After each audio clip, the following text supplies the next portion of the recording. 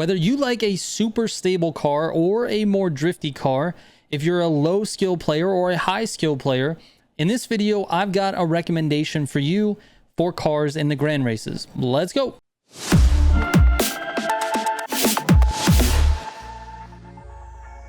Real quick before we get into it, if you're looking for any of my Motorfest tunes, you can go to militiagamingco.com, click on Motorfest Pro Settings from the top, and you will see all of my pro settings completely up to date.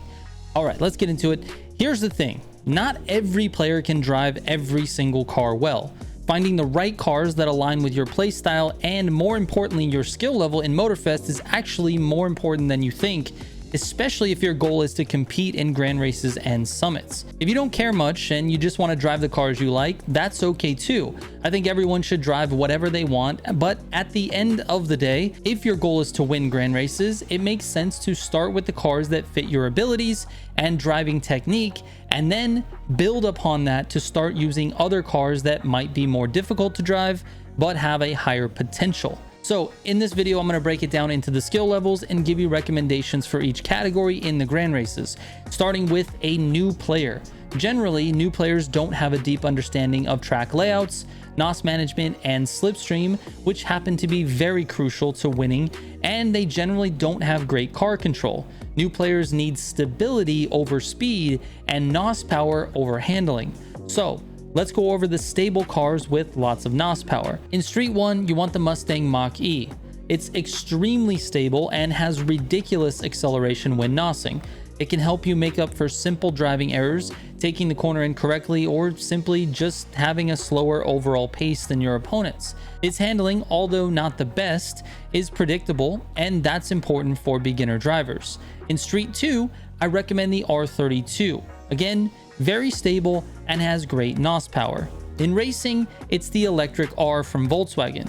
In drift, there's really no choice. If you're a beginner, you need to try your best with the Unicorn. It's so much faster than anything else in the class that it doesn't really make sense to try anything else. In hyper, you've got either the 110 or the AMG 1. Both cars offer insane NOS power and stability on and off the road. In AGP, all of the cars are stable, but the Red Bulls seem to perform slightly better in the handling department, and the NOS is basically the same for all the AGP cars. I usually drive the RB14, but you can sort of pick anything in the class. In motocross, it's the Yamaha YZ450F. In Rally Raid, it's the BMW Z4. In Rally, the one you want is the Citroen C3. And finally, in monster truck, it's the Chevy Silverado, and for planes, it's the P51 Mustang. Now moving on to an intermediate player, someone who has a good understanding of Motorfest physics and maybe knows what to do, but struggles at times with the execution.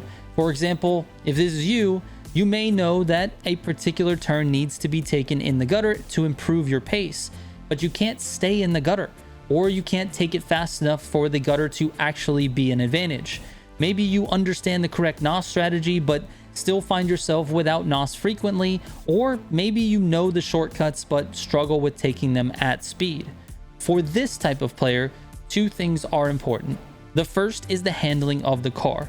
Intermediate players do better with cars that handle well, but don't necessarily have the top speed or the solo pace. The other important thing for these types of players is NOS power. So what we are looking for are cars with great NOS power and good handling. The difference between this type of player and the higher skilled player is the execution. Higher skilled players know what to do and they execute it on a more consistent basis. Some of the cars I will recommend are actually good for both an intermediate player and a high skilled player.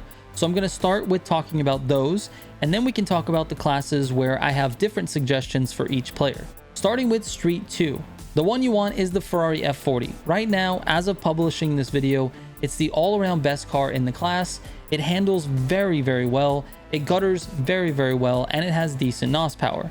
In racing, it's the T50S. It's got great handling, and it's literally the best car in the class for the majority of scenarios you will face in the grand races. In drift, again, it's the Unicorn, fastest by a mile, you gotta use it. In AGP, motocross, monster truck, and plane, they're all the same for everyone. RB14, Yamaha YZ450F, Silverado, P51 Mustang. For Rally Raid, it's the 959 or the Tacoma depending on the track layout. The longer, straighter courses use the Tacoma.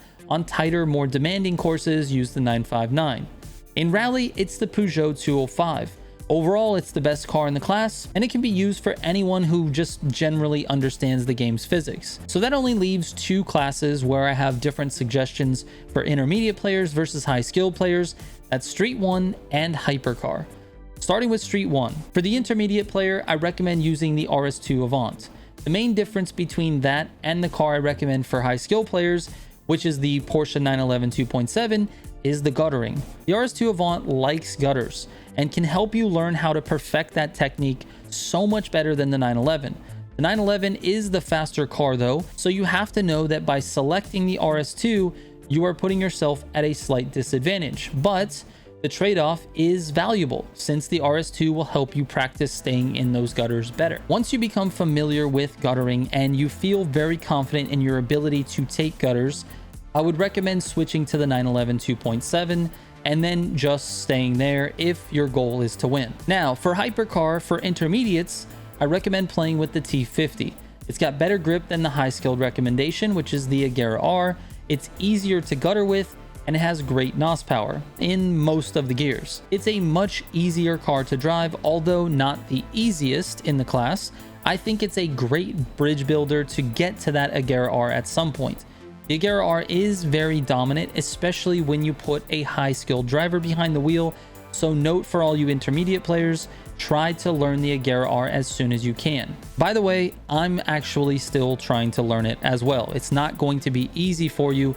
It takes a lot of time. Also, for all you intermediate players, I want you to understand the T50 and the Agera R are nothing alike. The T50 does not handle like the Agera R. The Agera R requires a different set of skills, including better throttle control and better NOS management. So if you prefer to take your time with the T50 and max out your potential there, then move into the Agera R, that's okay.